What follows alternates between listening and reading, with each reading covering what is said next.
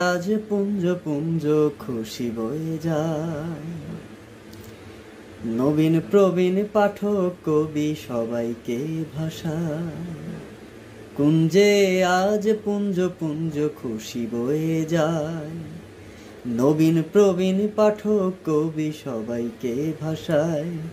এথায় কাব্য ছন্দের ঢেউয়ের তালে তালে হৃদয় দোলা দেয়।